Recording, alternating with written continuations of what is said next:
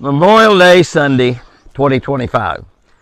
5/5/25. 5/5/25. Before we talk about what a great week we've had and what we've been doing the last few days here at Twin Eagle Ranch, we want to remember what today is really all about. Memorial Day, which is tomorrow, the day we celebrate our military people that have given what we call the ultimate sacrifice. They've given their life for this country, America, the country that God saw fit to allow us to be born in, the country that we're so proud of, this country is so blessed that being born in the United States is probably gives us an advantage over 80 or 90% of the people born anywhere else in the world. That's just exactly what it's all about. And what those military men and women gave their life for was freedom. The freedom to do exactly what Chris and I and Jamie and Mandy did this morning. Go to church, worship God in freedom. Not worrying about police breaking down through the door and throwing us all in jail for worshiping God. Not being concerned about so many things that they are concerned about all over the world. Freedom, of course, is not free. That's an easy thing to say. It's a much more difficult thing to put in reality. Well, we put it in reality here in America for 250 years. And we've done that because of the brave men and women who've gone out there and given everything they have, knowing that they could lose their life for this country any day. And those that did are the ones that we honor tomorrow. We're not celebrating Memorial Day. We are honoring those American men and women who've given their life for this country in combat, in war. I've told this story. I was named after my uncle Jimmy, that was lost in an invasion, I believe in Iwo Jima, missing in action for quite some time, considered dead. And I was born. My dad was in the Air Force at the time. My Uncle Jimmy was a Marine. Uncle Gene was in the Navy. They had it all pretty much all covered at that time. And I was born right in the middle of that war in 1944. A light running 81 years ago, coming up pretty soon. And they named me after my Uncle Jimmy, which most of our family presumed was gone. He was not, fortunately. He was injured badly, shot up really badly. And but made it back to America, lived a long, fruitful life out in California, and was a remarkable man. And that's who I was named after. A lot of the men, young boys at that time, that was on that invasion, those are the ones we're honoring today, tomorrow, Memorial Day. Those are the ones that did not make it back, that were missing in action, and then declared that they didn't make it. Dead in action, killed in action. It's so humbling when we think about how any one of us could love a country enough to give their life for it.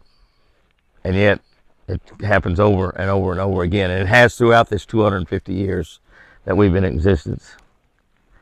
And it breaks my heart to see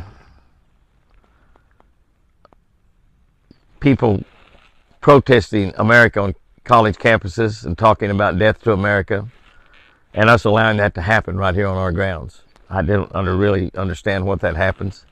I do not understand a political party defending that.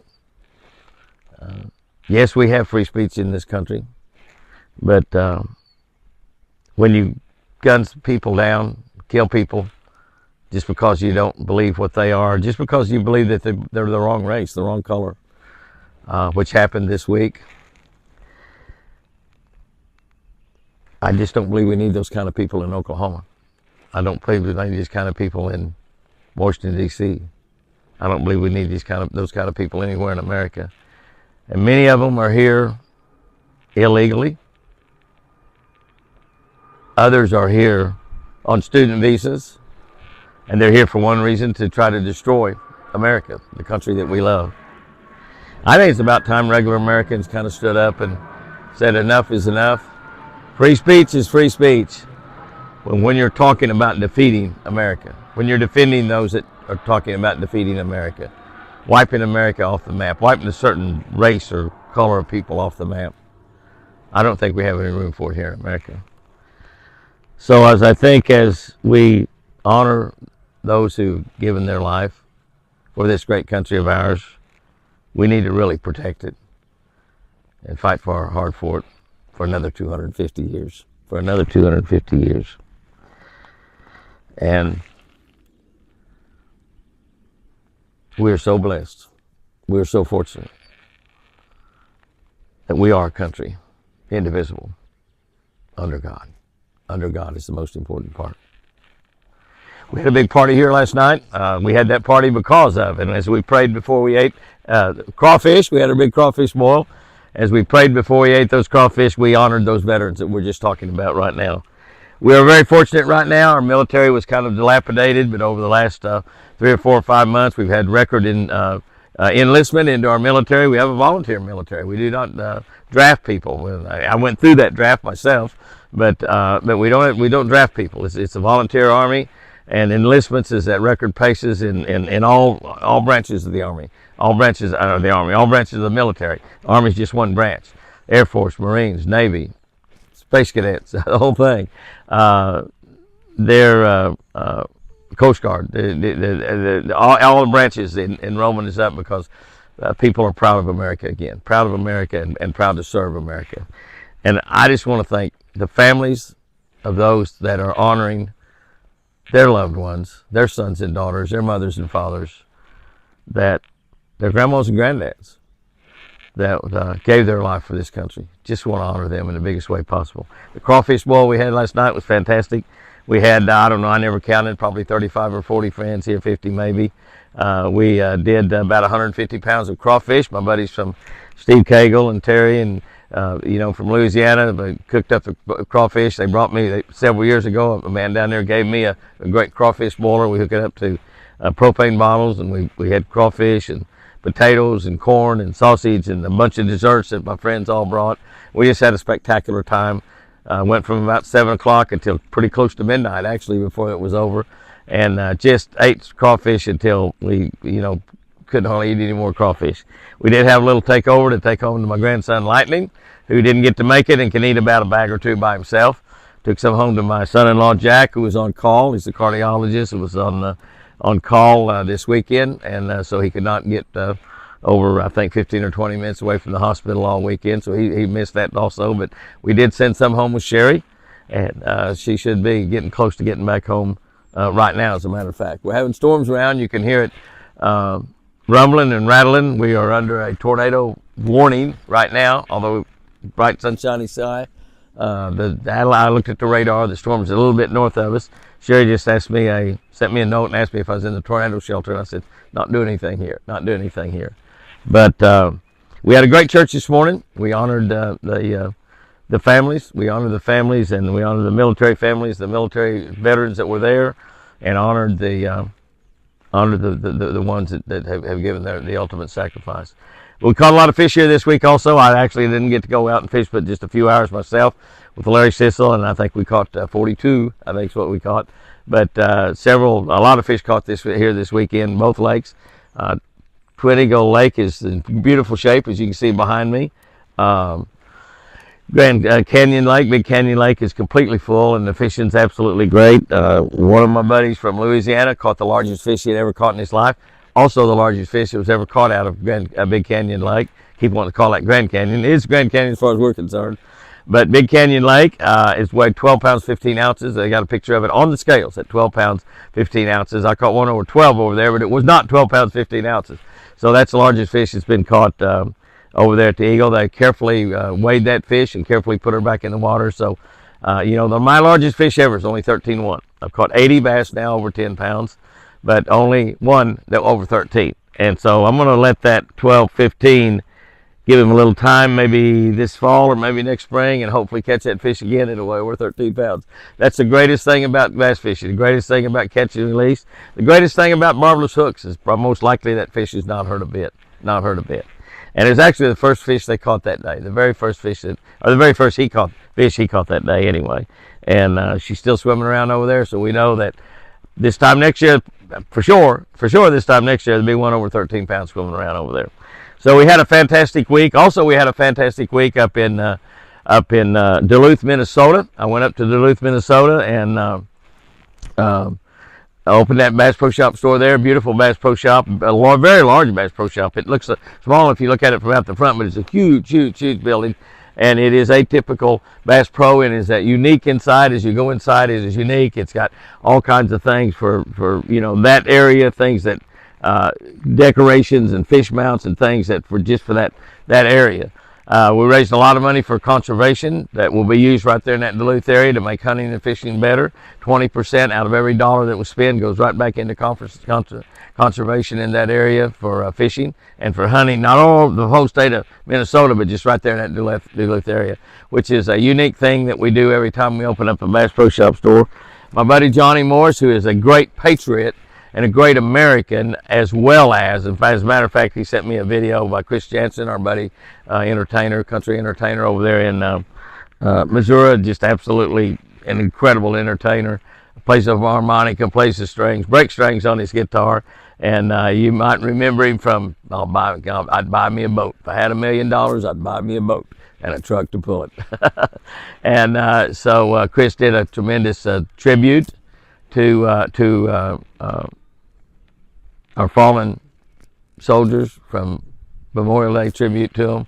And Johnny actually sent me a video of that. That's just how much of a patriot he is he's sharing that patriotism with as many of his friends as he had. I'm pretty sure he probably sent that to Bill and Roland and several other people as well, because Johnny Morris is not only the greatest conservationist in the history of America, he is also a tremendous patriot and a tremendous American. So, but we had a great time up there in Duluth. I had a lot of my friends that drove 2 or 3 hours to come over there and see me, and I thank them for that so very much. And we met a lot of new friends up there and just had an absolutely fantastic time. I had a little hiccup coming back and had to spend a full night in the airport, which was just terrible. What can I say? You freeze to death if you have to sleep in the airport all night, and I did. It was a boo-boo pretty much on my part, but also on the airline's part as well. But if I'd done my part correctly, their part wouldn't have hurt nearly as bad. But I'm not going to, it was so stupid, I don't really want to share it with you. I actually had, I share a lot of stupid things with you out in the boat. Might as well share this too. I had my truck keys, my Ram truck keys from Expressway Ram, my Ram truck keys in my bag. I put them in my bag when I left Oklahoma, and I normally carry that bag back. I check it a lot of times going, because I do not like to carry bags and drag suitcases through the airport like I'm some sort of gypsy or something. Storm's getting a little bit closer. I put my keys in that bag because I don't want to lose them while I'm out on the road, and but I did not. I didn't ever take them out. I took my Bible out. I was carrying my Bible only as I read on the airplanes, and I did not take my keys out. And the airline managed to lose one bag of the entire 2 planes, and that bag was mine and had my car keys in it. So not only could I not come home, I couldn't even leave the airport. So I spent the night in the airport and added pretty much 24 hours to the trip. My bag didn't get in until late the next afternoon. Lost a full day, which I was going to get to fish some with my buddies down here. I did fish some on Saturday morning, but I was going to get to fish some on Friday, pretty much several hours on Friday. Did not get to do that. I like to froze to death in that airport. Thursday night, added one more day worth of travel. So for a 5-hour appearance, opening the Bass Pro Shop and visiting with the people and signing autographs, took me 3 days. So I had to do things a little bit more difficult than you really should do. But we had a great time up there. We got another appearance coming up. The very next one is June 6th. It's the Kids Day, a Kids Day up near Grafton, Illinois. It's Pierre Marquette State Park, and it's the first Saturday in June, which is maybe, don't quote me on this, but I think it's June 6th. It's the very first Saturday in June. It's next Saturday, as a matter of fact, I guess, next Saturday. But no, it's one Saturday after that. We got one more. What's today? 25th. Yeah, that would be. But anyway, it's the very first Saturday in June. Pierre Marquette State Park. Everything's absolutely free, and they've got over 30 activities up there for the kids to do. It's a family fishing day is what they call it. If you're anywhere within 2 or 3 hours of Pierre Marquette State Park, and that might be Pere Marquette State Park because it's actually spelled P-E-R-E, and I don't know if I'm saying it right. It may not be Pierre, it may be Pere Marquette State Park. It's near Grafton, Illinois. Y'all know where it is, right there on the Illinois and the Mississippi rivers, and it's just a beautiful park that they have there. They've got all kinds of fishing activities set up. You can actually win prizes, and if you complete 7 of those activities, win a badge or win a prize, and fantastic. My buddy Tim Girardi from Mountain Man's going to be there. Camo the Clown's going to be there. We'll have a band. We'll have some other outdoors folks there that are doing outdoor shows. So it's a great place to meet people, have fun, and your kids will just have a ball. So if you're anywhere around Grafton, Illinois, that first Saturday, I think the event starts about 9 or 10 o'clock in the morning, runs until about 3 or 4 o'clock that afternoon. Free, and if your kids have never fished, if you've never fished, but you want to get your kids involved in a great, wholesome sport, a sport they can do all of their life. When they're 80, 90, 95, 100 years old, they can still be fishing and still be loving it. I can attest at 80 or 81, you'll love it just as much as you did when you were 8 or 9. So I can attest to that. That's absolute fact. So if you're up there, that will be there at that event, and I will be the following Sunday, which is June 15th, Father's Day. I will be over at the brand new church in Farmington, Arkansas. That's right, in Farmington, Arkansas. That's just before you get to Fayetteville if you're coming from Oklahoma. If you're anywhere from an hour or two of that church, that'll be a great Father's Day services. We'll be there both the 9:30 service and the 11 o'clock service. I'll have my kids with me, I hope. They've all committed, but we'll see what happens. But so my son and daughter will both be there, and they're Jack and Sherry's husband, and Mandy, Jamie's wife. So I'm looking really forward to it. That is a tremendous church. I was over there with Jace Robinson here a while back, and we had a men's night that we just was absolutely packed. 1,500 people is what that church holds, and we were packed. So let's pack it for Father's Day over there. We're going to have a lot of fun. I'll be around there in between services and after services to visit with anybody. And so what a great way to spend Father's Day in that area than in the brand new church. That's the name of the church, brand new church, because when you get saved, when you give your heart and make Jesus Christ your Lord and Savior, you become a brand new man or a brand new woman. And so that's the brand new church that helps facilitate and make that happen. They can't save you. I can't save you, but I know a guy that can. His name is Jesus Christ.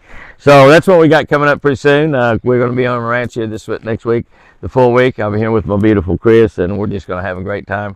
And so we're looking forward to a little rain this evening or tomorrow. We hope those round and round things don't come around the ranch too close.